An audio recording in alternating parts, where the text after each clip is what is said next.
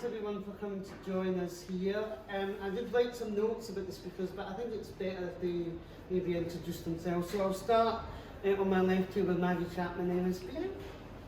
Hi everybody, I'm Maggie Chapman. I'm the Scottish Green MSP for the North East region, and I'm the Green spokesperson for equalities, human rights, justice and the economy.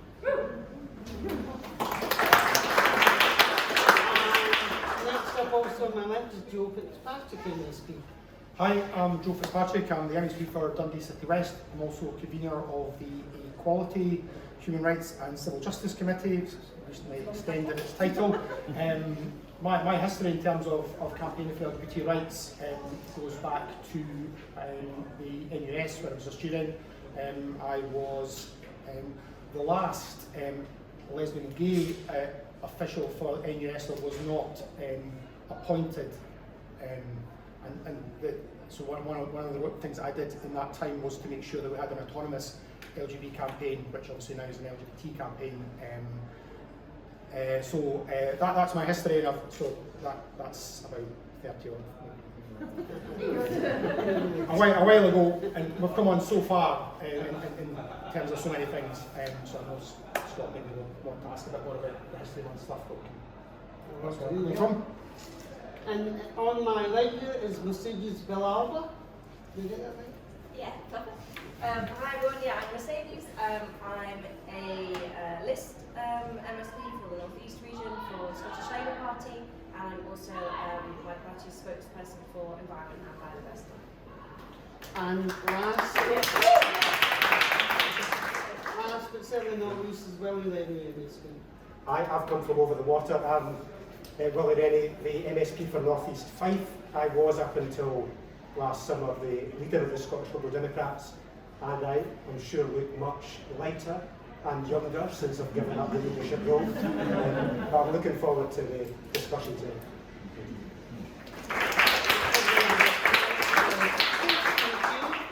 Okay, I'm going to start with a nice easy one. Some people have submitted questions, and I will be taking some questions from the floor. So think now if there's any questions that you think would be important to ask. So I'm going to start by asking our panellists about LGBT History Month, because obviously this month in February it's a big part of why we're here today. So I want you to ask, why is LGBT History Month important? And maybe we'll go the reverse order and we'll start with Willie this time. Yeah, I think it's important to reflect, because sometimes things are tough and you think, have we made any progress? I think it's important to look back and see what progress, just as Joe said, has been made over many decades. So that's the first thing. The second thing is to remind people about that progress, to give people outside the community the hope and understanding about the progress that has been made and can be made in the future. But is also to look about what needs to be done now, because there's still an awful lot more that needs to be done to reach all parts of society. And looking at what you've done in the past often informs what you're going to do next. So I think it's reflecting, but also a new determination to do new things for the future. That was a very comprehensive answer. I suppose what I would add to that is it's also a chance to, I think, educate each other about our experiences and about what's come before and where we want to go in the future. I think sometimes we can, as a society, be a little bit complacent and talk about rights and things that have been won in the past, and talk about things in the past tense. And I do think it's important that we reflect on how far we've come, and that we commemorate those who've actually died in struggle for these causes, but also not to be complacent and to think about what more needs to be done at home and internationally. And I suppose with every new generation, it's an opportunity to come together and discuss and learn and plan for the next steps together. Thank you. And Joe? Yeah, just to add to what's already been said, I think probably the most important thing is awareness, because we still have too many, particularly young people, who feel afraid to shout out about who they are and be proud of who they are. I mean, I can remember growing up thinking I was first of all, thinking I was the only gay person at Whitfield High School, then thinking I was the only gay person in the study of forestry. None of that was true, you know, small class, 20 folk. There was at least another 2 folk who were queer within that small group, all thinking we were the only person in the world like that. That shouldn't be the case anymore, so I think that is, for me, the most important thing that we can do, because, you know, to remember one of the kind of quotes, and I'm not going to quote him because I can't remember, but as part of the campaign which got Harvey Milk elected, he made the point that people are only afraid of queer folk because they don't know them. So the more queer folk people know, whether it's lesbian, gay, bisexual, transgender, the more people empathise with us and realise that our fight is their fight, and you know, it's gay rights, trans rights, it's all human rights. We should be able to fight together, but all phobias, I think, are based on a lack of awareness. So I think that's the big thing. But I think Mercedes is absolutely right about complacency.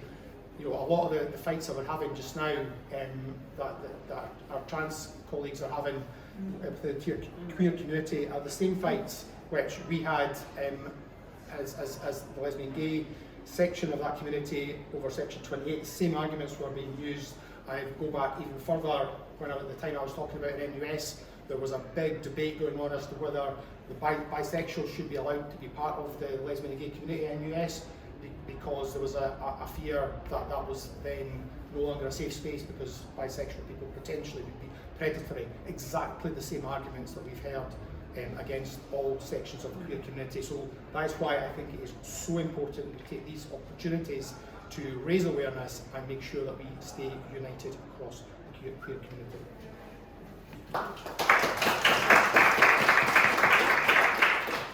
Maggie. Thanks, Scott. It's hard to follow all of that, but I think for me one of the important things is to really just say that what we have now isn't enough. Recognise that yes, it's been a product of years, of decades, of centuries of struggle and resistance and solidarity, and that needs to continue. And I think for somebody who tries to be an ally and tries to be a good ally wherever I can, I think there's something really, really empowering about being part of events, being part of the celebration that is the LGBT History Month. Because yes, as others have said, Mercedes mentioned, you know, remembering those who fought and died in previous struggles, I think is really, really important, and saying that we are here as part of the continuation of that struggle, because we haven't got to where we need to get yet. And there is an awful lot of work we have to do, so we need to get the progress we need to see, whilst fighting against the rolling back of the progress we've seen over the last few decades. I mean, I don't need to tell this audience, you know, the problems that Scotland has seen in the last couple of years around rising LGBTQI hate crime and other events. We need months like this, unfortunately, as a reminder that we still have a hell of a lot of work to do. I hope that we get to a point in the future, not too distant future, that we will have months like this as moments of celebration. And we won't need to be constantly aware, constantly alert, and constantly on edge, because I think a lot of people are. And that's what we need to change. And I think raising the profile, raising the visibility of LGBT communities, of individuals, is a really, really important part of fighting that struggle. And I am glad to be part of it. I wish it weren't necessary in the way it's necessary, but I think all of us want to see that change as soon as possible.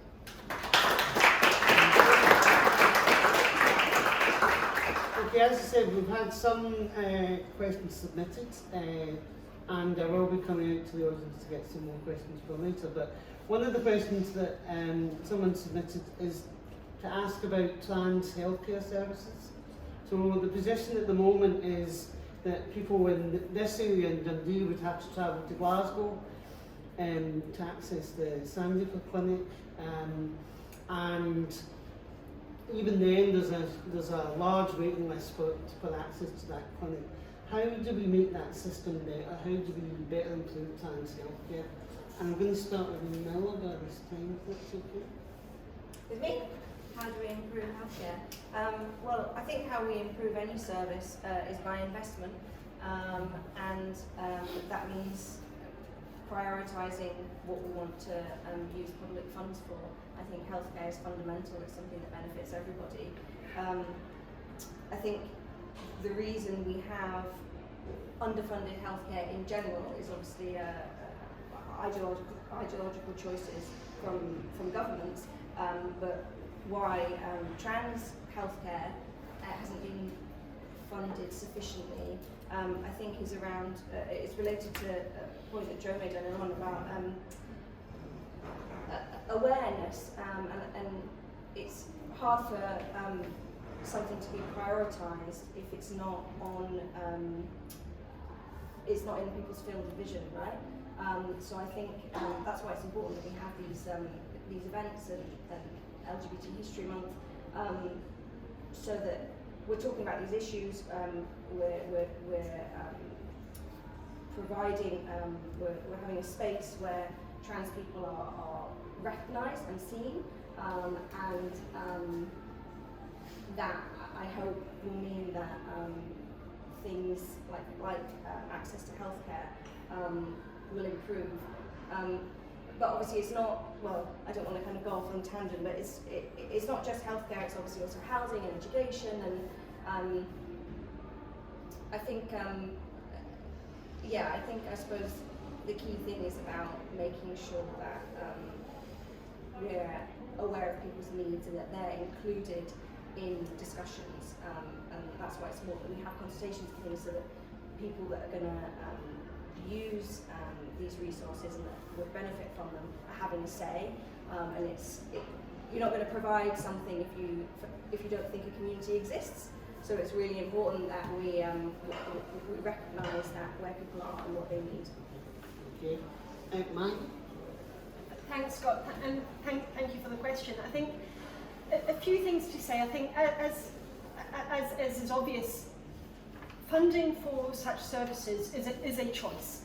It comes down to political will, but that choice is never binary. You know, it's not we will fund trans healthcare or we will not. It's we will fund this or we will put what limited resources we have somewhere else. And so what we need to do is expand the pot that we have available for healthcare. It should never be seen as an either or. We'll fund you over here but not you over here because you aren't quite as deserving. And that's how it comes across, that's how it's portrayed a lot of the time. So we have a systemic issue around the funding of public services, and that needs to change. That means we need a complete rethink of our tax system. It means we need, I think in Scotland, full powers over the fiscal and economic levers. We need to make those changes and those discussions. But given the situation we're in at the moment, I think there are a few things we need to think about. We know, what do we know? We know that, as Scott said in the question, people need to travel to Sanderford in Glasgow to get a variety of different kinds of treatment. And we know that numbers, especially of young people seeking support at Sanderford, have gone through the roof. I think that they've more than quadrupled in the last 4 or 5 years. That indicates, I think, something that we should be proud of and we should celebrate, that people feel able to reach out for the support and the healthcare services that they may wish to access. So therefore, as politicians, I think we have a responsibility to follow that and to be upfront about that and to fund that. And I think one of the things that I'm really proud we got into the cooperation agreement between the Scottish Greens and the Scottish Government was a commitment to improve the trans healthcare and reduce waiting times, because I mean the target of 18 months is ridiculous as it is, and the fact that that target is missed most of the time is even worse. So we really need to tackle that. It's about leadership. It's about saying this matters.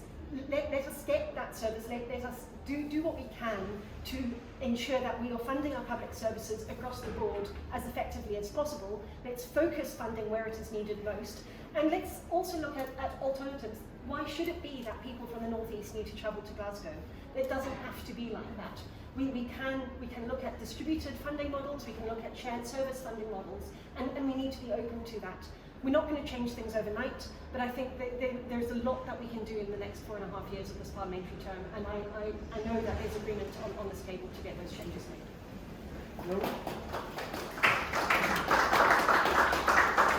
So in one of the leaders' debates in the last election, I was asked this question, and in some ways the answer, is important. Of course it is, but the fact that the person felt confident enough to ask it live on television to hundreds of thousands of people. Well, I like to think hundreds of thousands of people are watching it, but the fact they felt confident to ask that question, I thought was a real step forward.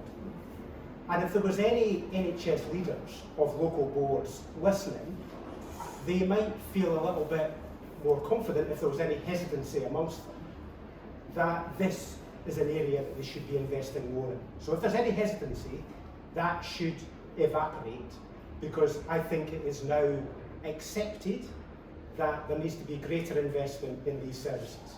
Now, you obviously need to go through the logistics in terms of prioritising funding, of training staff, of creating the buildings. I won't go into all that, because that's of less of an important issue than the fact of making the decision and setting it as a priority for every health board in the country. Because everybody should be able to access services within their community rather than having to travel hundreds of miles to the other side of the country. The fact that you have to travel hundreds of miles to the other side of the country does tell you a little bit about the priority that the NHS overall treats you.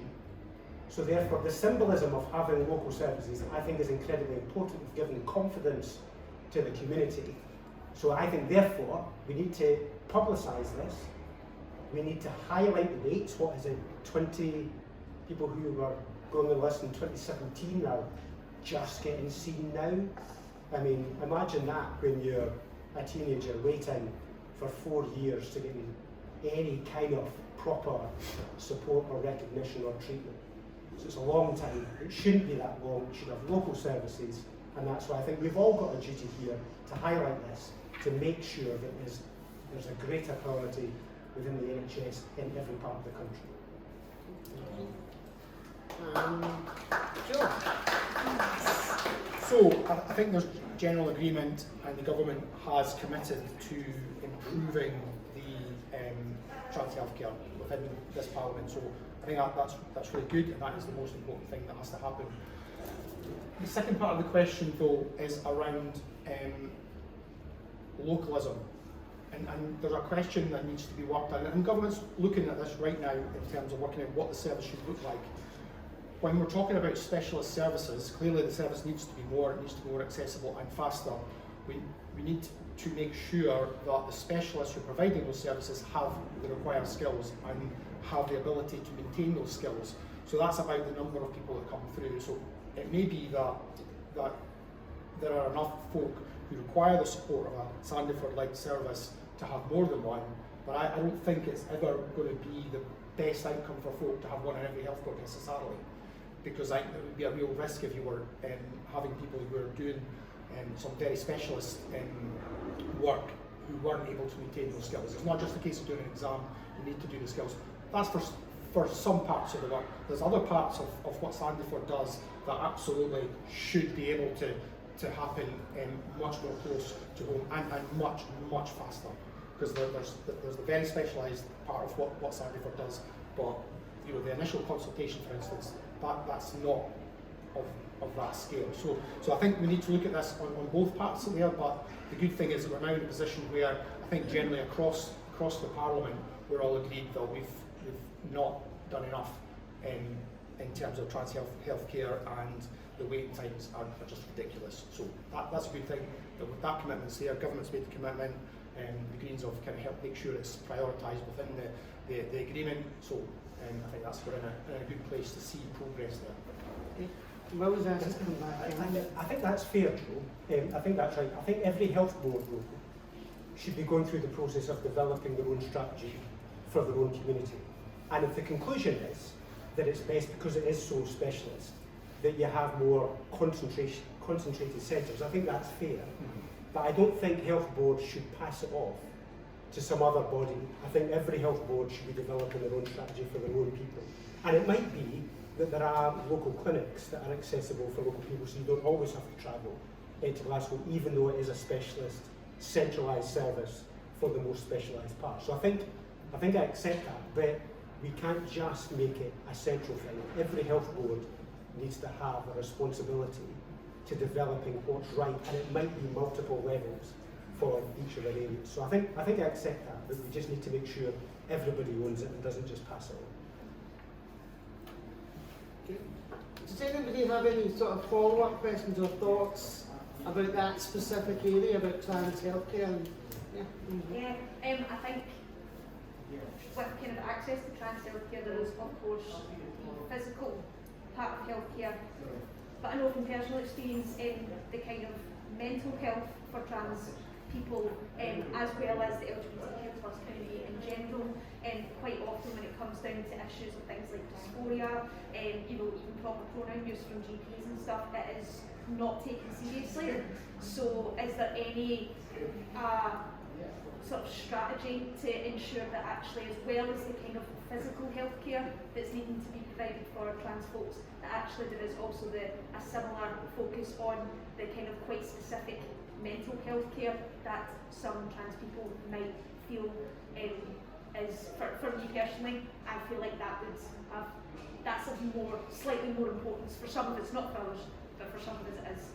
Okay. And it's often ignored or forgotten about. Thanks for that. Any other comments? Yeah, at the back there. Currently in Scotland, it is not mandatory for any type of medical student to do any type of trans awareness training, which means you end up with a lot of medical practitioners working as GPs or further who have genuinely no knowledge of trans awareness to the extent that my GP didn't know what gender clinic was. So, seeing as most people, trans people see a gender clinic once, 2, 3 times in their year in their lifetime, what are we going to do about the hundreds of GP's appointments such as smear tests and things that they have no training for and aren't able to actually care for their patients? Does anybody want to come back with any of that? And just both points are really important points, and mental health in particular is right across the queer community. You know, there's particular problems, and we're not, as a community, not supported as well as we can be. There's a lot of work to do to improve mental health support across the piece, but I think the queer community has a good case for a particular focus. I think the point you're making about the wider medical practice being trans aware is really strong as well, and we need to think about how we can improve that. Yeah, thanks both for those comments. One thing, so before I was elected last May, I worked for a rape crisis centre, and one of the things that staggered me, we were a third-party reporting centre, so people could come to us and tell us about hate crimes, and we would do the reporting to the police in their place. And that fell to me in my role usually, and the number of police officers that I spoke to who didn't understand what a hate crime against a trans person was just completely blew my mind. How you know, and I know if that's in the police service, it's going to be reproduced across all all public services, and I think there's a real challenge for us to educate. And I think that those two points aren't actually unrelated, because if there is that complete ignorance, then there isn't going to be an awareness of the mental health consequences or ramifications of that ignorance. So I think there's an awful lot to do, not only with our universities, in sort of the primary, I was going to say primary education, the initial stage of professional education that doctors, others get. But I think there's also something about continuous professional development that needs to be taken really, really seriously by the professional bodies. And until we get that requires, yes, political sort of influence, but ultimately, because those professional bodies are largely independent of any political interference, which is right, until we get those bodies saying this is a mandatory part of your continued registration, your continued sort of license to practice, essentially, I think that those are where we really need to be targeting our influence, targeting our campaigning, and saying this is not good enough, this needs to change. And that goes for the sort of basic information, but also for knowing where to signpost and connect people up as far as mental health support goes as well. Okay, thank you, Maggie. Okay, we'll move on to the next question now, which was about LGBTI education. Now, Scotland became the first country in the world to embed LGBTI education in schools, but the question is about how we improve that and make it better.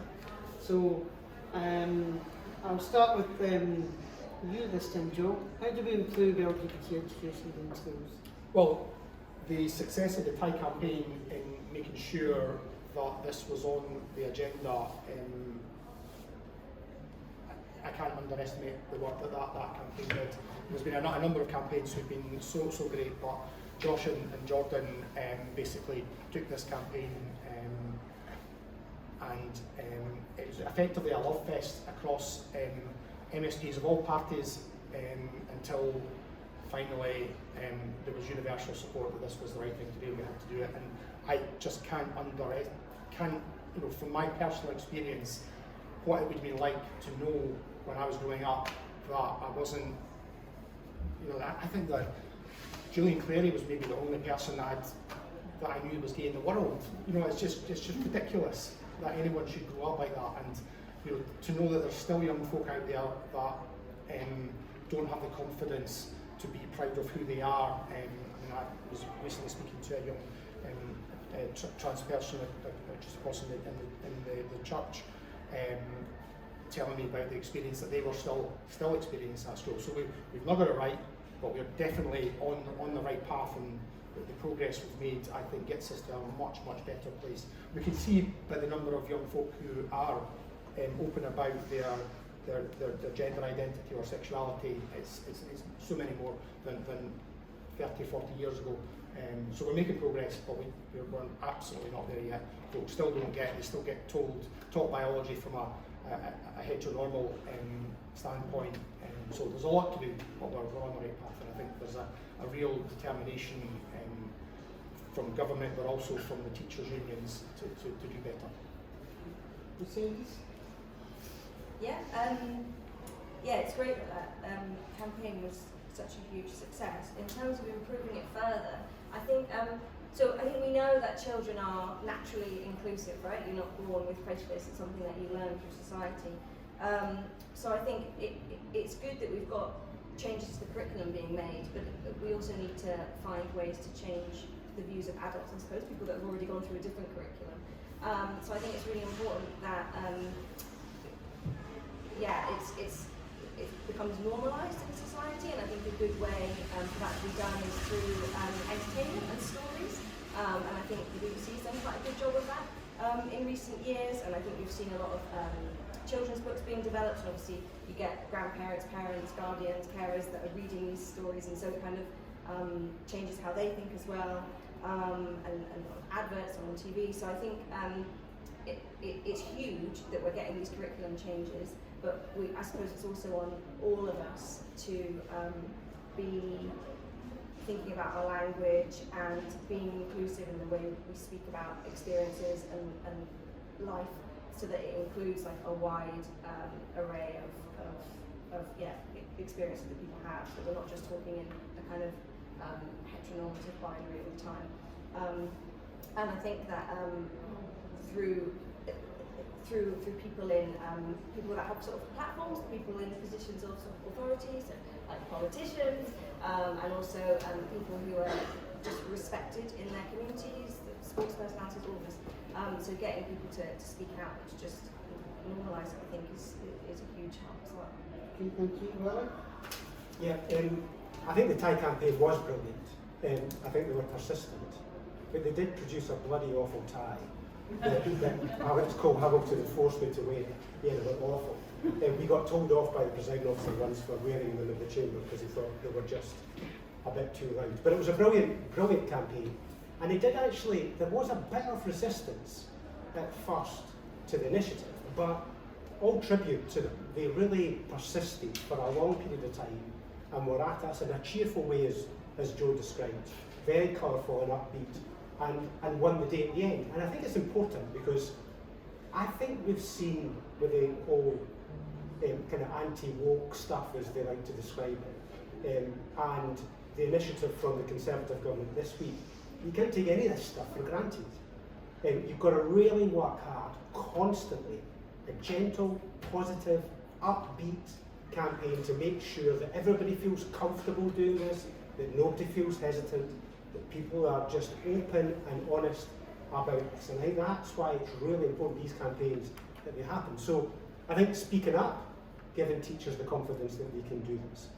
But also making sure that the investment's going in and also the teachers are trained. The nuts and bolts logistics, you know, that committees like mine in the Parliament and the Education Committee should be doing, should be checking with figures of authority when they come before the committee. That's what we need to do. It's the hard graft to make this a reality. But the big thing at the top is about the confidence. And that's why these campaigns are always incredibly valuable, even if we do produce terrible ties. Maggie. Thanks. I think I won't repeat what others have already said, but I think just a couple of things to focus in on. Education doesn't happen in isolation. Education happens within a cultural context. And we've seen in the last couple of years in Scotland the sort of culture of acceptance go backwards. And I think we can all recognise different stories, different experiences that we may have had or seen or heard about recently. And I think one of the things is, if, as Mercedes said, you know, no child is born prejudiced. They learn that prejudice from family, from community, from wider society. And however good your education is, if you go home or you go back into a community that is prejudiced and bigoted, you're going to pick up fear. If you don't pick up that prejudice and bigotry, you're going to pick up fear, you're going to pick up, oh, I'm not going to talk about that. And I think that means that as politicians, as community leaders, we have a really, really important role to stand up and say, this matters, this is people's lives we're talking about. It's not some nice little fringe add-on or nice thing at the end of the school day. This is fundamentally about who people are and how they can live their lives in safety and without threat of fear. And I think one of the things I was disappointed in the last few months with all the hoo-ha about the sex survey in schools, that there wasn't a stronger, you know, sort of statement from across the board saying, this is important, this isn't about prying into young people's sex lives, this is about understanding what tools they need to understand their bodies, to understand their feelings, to understand what is safe and what is not safe for them, for where they are.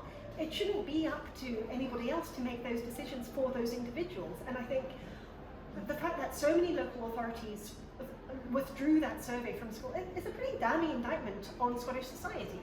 And we need to, I think, to work really, really hard to rebuild that trust, working with the unions, with teachers and with others, and with all the other support services that go around bringing up young people.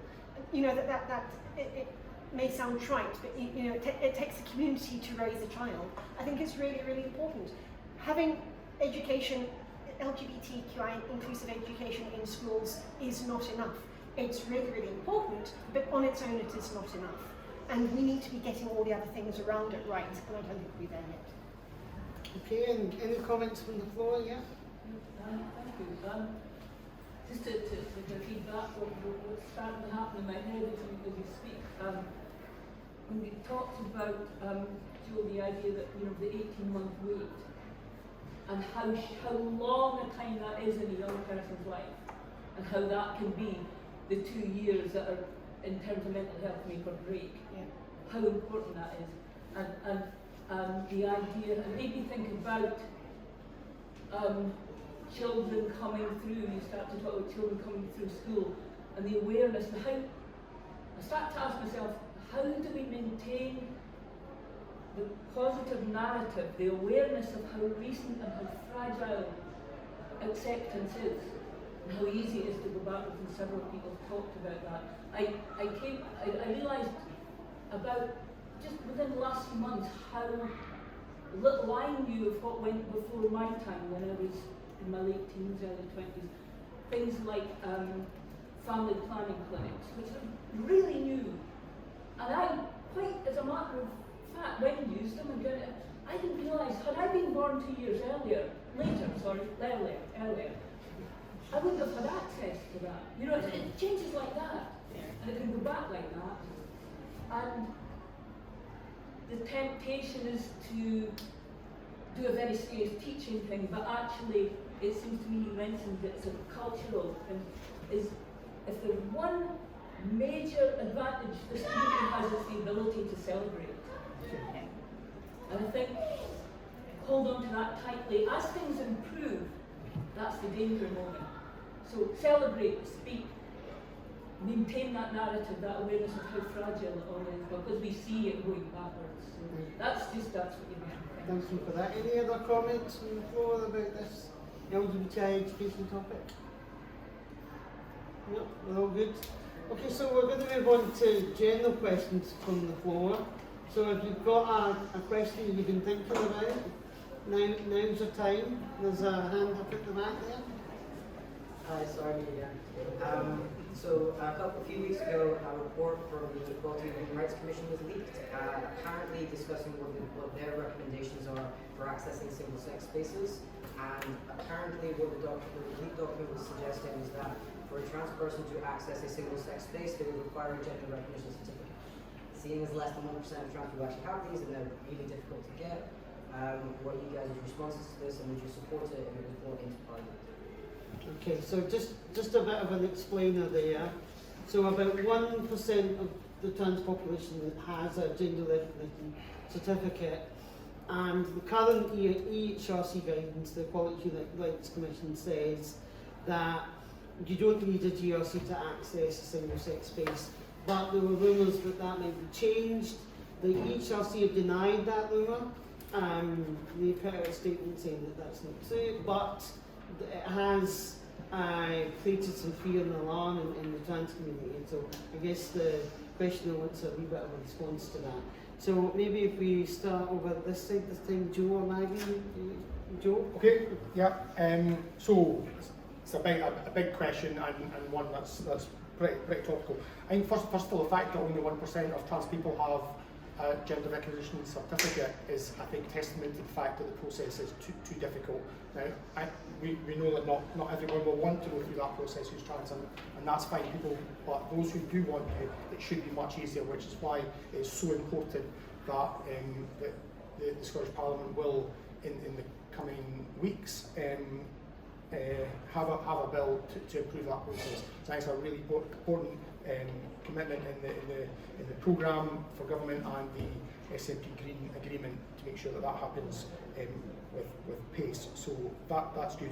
I think the second point is that around the HRC, HRC is one of these bodies which has a really high quality certification, but that certification will have been given quite a while ago, and since then there has been political appointments to the entirety of AHRC. Liz Truss appoints folk to that committee, and I guess the question is whether that has been entirely based on merit or there's been something else at play. So that's the question that's there. I know that there's a challenge to the A-rated status of HRC that has been taken forward, and it's appropriate that goes forward as it should. Unfortunately, there wouldn't be a discussion around any of this in the Scottish Parliament because we don't have the Equality Act remains reserved to Westminster, so any changes to that would be at Westminster, and I think that I guess poses a bit of a threat here in Scotland as well, which we need to be alert to. And right now, as Scott said, the definition, the rules in terms of use of same-sex spaces are clear. All women can use women's toilets, and all men can use men's toilets, and there's no need for any certificates or bits of paper or anything like that. But there are those out there who want to use this issue to try to roll back on trans rights that are already in place, and that's the challenge that we have to be hugely alert to. This isn't about toilets, this is about removing rights. Okay, just on your point about the thing that does strike me about this community is the kind of joyful way that it celebrates, and I actually think that was the feature of the equal marriage campaign. While others were cold and frosty and dark, there was a kind of relentless optimism, and I think it's important constantly, because it's the most effective tool in any campaign. Whenever you go dark, then it's kind of your lose out. You've got to stay up. So I think you're absolutely right on the button. And I think I'm pleased that the GRA reform proposals, and the bill is coming forward. Because my fear is that if we delay any longer, the debate will become even more challenging. I think we need to show confidence that this is something we're going to do, and we're going to do effectively, and we're going to have an educated and informed debate so that the country is better informed at the end of this process than at the start. And I can understand the reasons why it was delayed before. I think it was regrettable, but I can understand. I think we can't delay any longer. We've got to get on with this debate and resolve it and make it easier, because too many people are suffering for far too long. It does need to change. And I think there is a debate about whether the HRC is being politicised. And I think we need to be honest about that. And I think it's probably a wider issue for all these bodies and the role that they play, because they should be apolitical, and we should be able to trust them and the judgments that they make.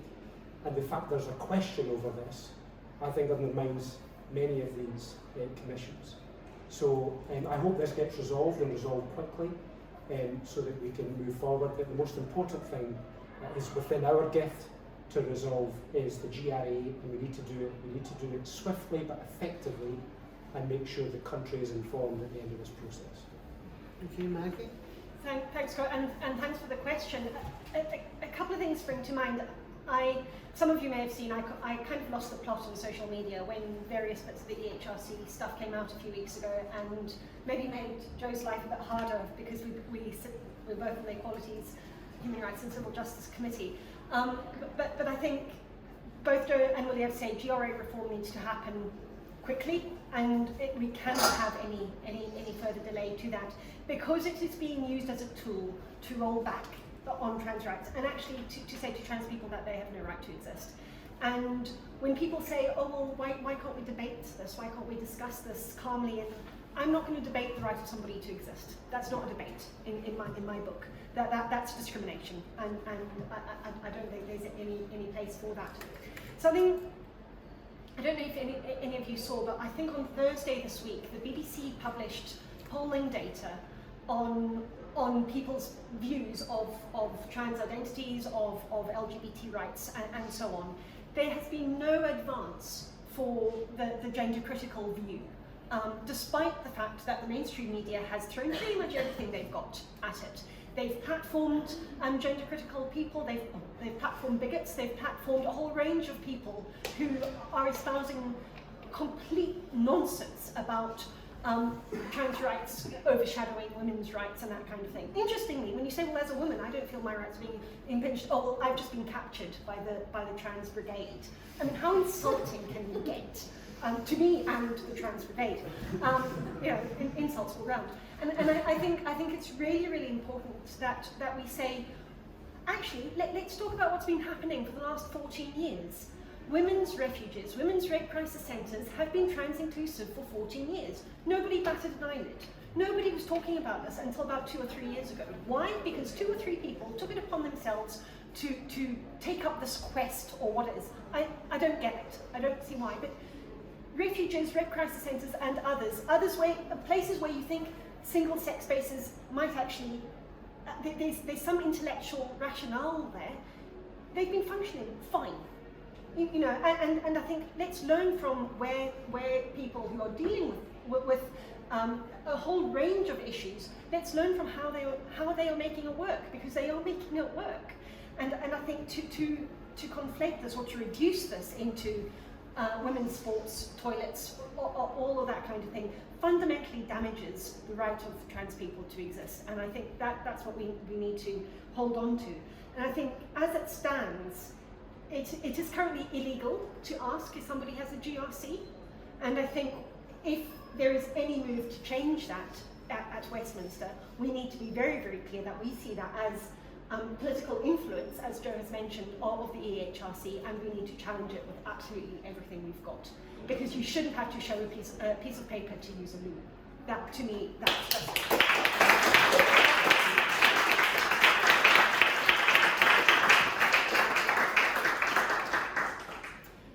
I'm glad that acceptable policy. As Maggie's outlined, it would mean essentially either everybody has to produce a gender recognition certificate or birth certificate, or you would be asking people based on how they look, which is obviously discriminatory. It would mean gender stereotyping and gender profiling, which is something that we need to be moving away from as a society, not towards. And I think from the examples that we've heard from the others and from Maggie, it's clear that transphobia in our society is very much fueled by misogyny. And that's not something that any feminist should be getting on board with or supporting.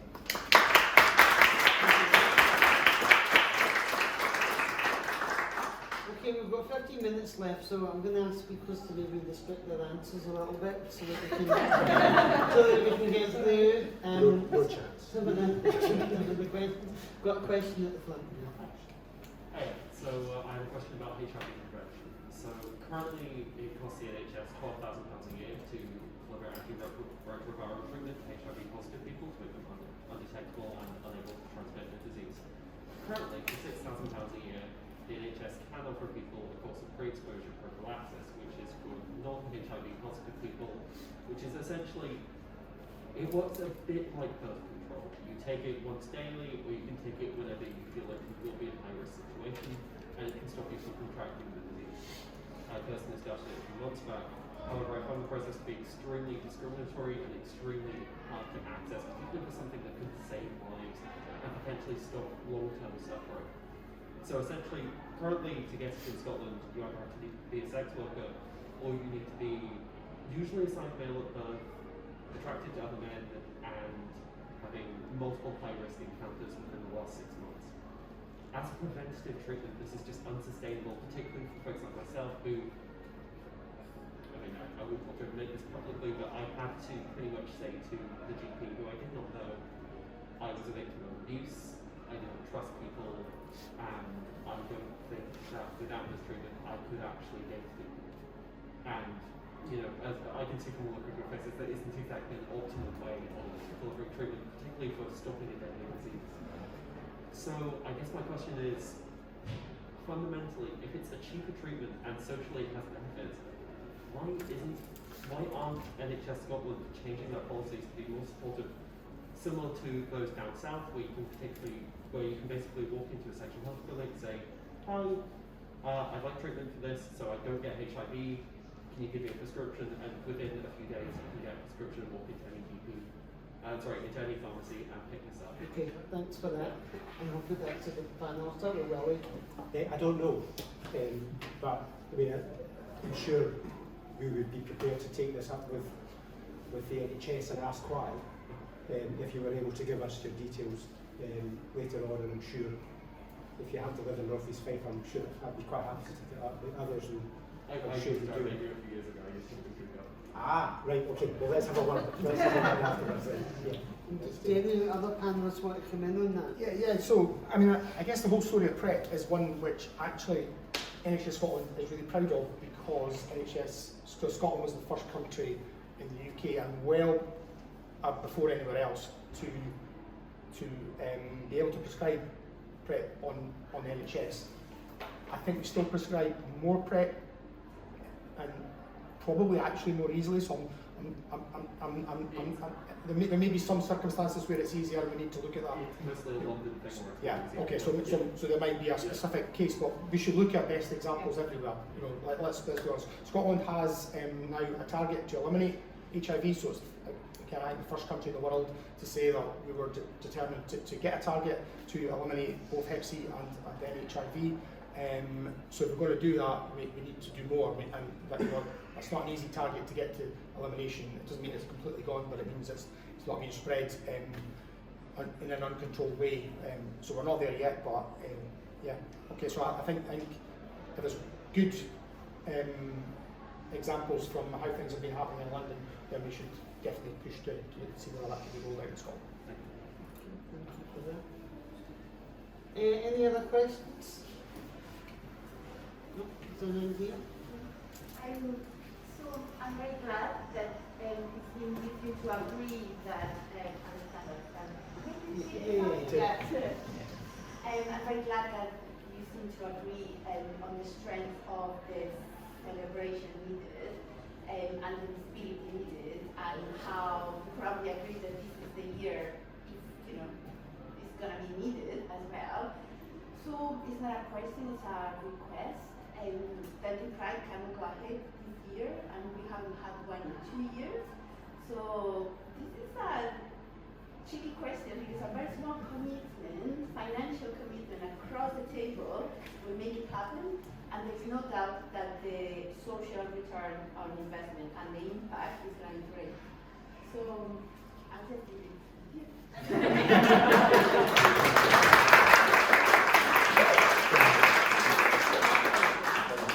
I don't think I'd be giving too much away that Pride Dundee are considering bringing back Pride this year.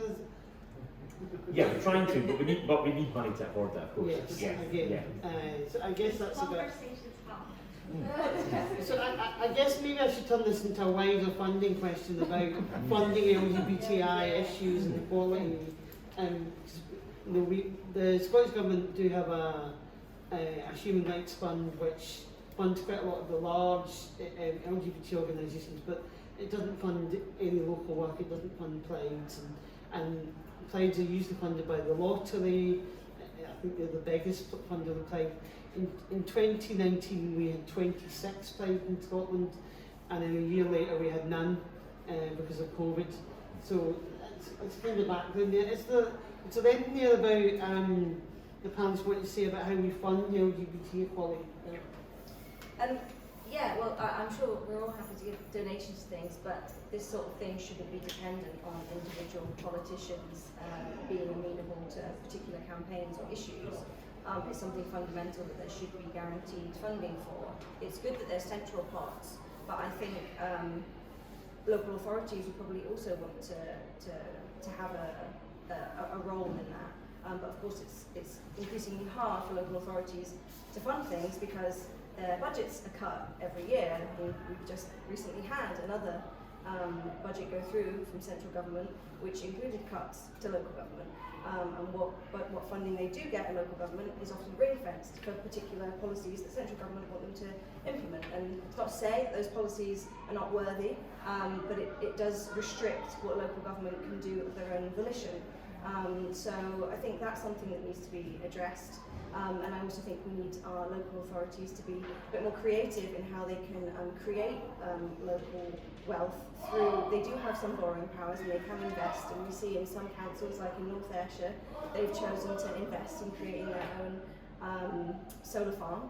And so there are creative ways that local authorities can actually create funding for themselves, which they could then use for projects that benefit the whole community, things like having a really brilliant annual Pride celebration.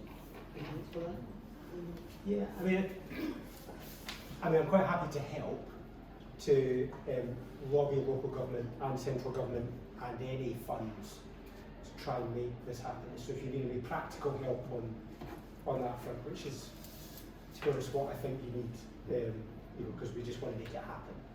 And I think the points about local government funding are valid, but that's probably a longer term debate for other places. But I think if you want practical help, in terms of writing endorsement letters and lobbying, whether Fife's prepared to pay for Dundee's Pride, I think it's probably a step too far for us insular Fifers. But I'm happy to do anything that you need to help. And there's a big Pride logo. Oh, there is? Yes. Oh, well, is that a takeover? Maggie? Yeah, I think just a couple of things to add. One of the problems I think we have, and maybe this is a slightly broader point, but I think it's relevant because so many organisations who would want to support Pride, who would want to contribute and work in partnership, and I think that's one of the benefits of things like Pride celebrations, is it does bring organisations across the third sector, across the public sector, and across the private sector as well together, and partnership working is a good thing. But I think one of the challenges in funding of third sector organisations is the bureaucracy around how funds are managed, what organisations have to do, what hoops they have to jump through to get funding. As somebody who worked in the charity sector prior to being elected, I know this only too well. And it's therefore only the organisations who can afford to employ somebody with those skills who gets to benefit. So you do get the larger organisations benefiting more, and I think we need to rebalance how government, whether it's Scottish Government or local government, how we get funds to different community groups. I think there needs to be proper checks and balances because it's public money, and I think that it's right that there are checks and balances in that. But to make it so bureaucratic that actually only the organisations with a dedicated fundraiser can afford the time to fill out the forms every year, that's a problem. And that part of the system, I think, is fundamentally broken, and we need to fix that. I think to try and quickly add to what others have said, I think partnership is absolutely crucial, and I think that there is that partnership between some public funding, some charity lottery funding, and some private funding, and you know, there has been a degree of success. If it hadn't been for COVID, then I think we probably would have been seeing more Pride events in Scotland and not less. We need to make sure we've got the balance right, because in some parts of the world, Pride events have become hugely commercialised, and I think that's a problem as well. On the other side, it could be challenging too. In terms of that partnership, a lot of the public funds, whether Scottish Government or local council, arrive at Pride events through other organisations, so they might not come directly from the Scottish Government, but money might come, for instance, through Scottish Enterprise into Pride events. So there is ways to tap money. I think the crucial thing is partnership, because I think it is important we make sure that we don't, in Scotland, become over commercialised. But I'm pretty positive that once we have a bit more confidence that we've got over COVID, then that we'll be seeing more, not less, Pride events across Scotland. So we've literally got a couple of minutes left, so if anyone's got any very quick questions, there's one here, the hand went straight up. It's a very, very quick question for Jo, and it's to do with the blood. Can you tell us what it felt like and why? Well, the first time I gave blood when I was 18. No. So I used to give blood until I wasn't allowed to. I think I may have even given blood once when I'd been too scared to say to a group of foresters, no, I can't give blood because I'm not allowed to. No, that was not any risk at that point, because I still at that point thought I was probably the only person in Inverness at the time. It was me, so there was no risk anyway, blood was safe. But being able to go back just a couple of months ago and give blood was amazing. What was also amazing was that the Scottish Blood Donation Service still had my records for the 4 donations I'd given way back, and I was able to tell you every place I'd lived as well. That's good.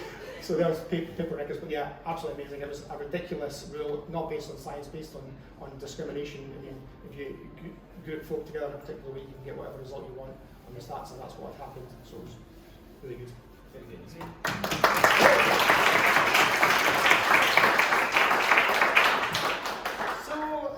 Just left to me to thank all the speakers for coming tonight. If we can all give them a round of applause.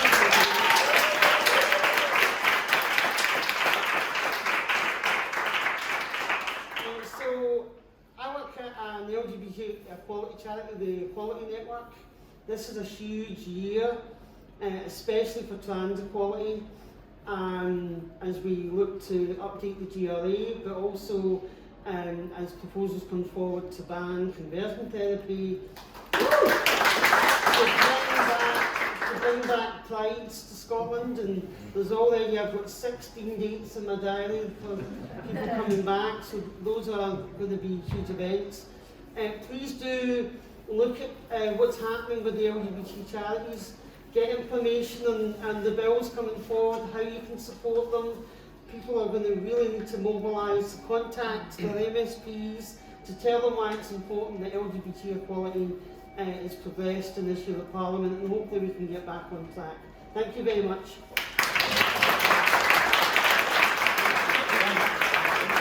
Thank you.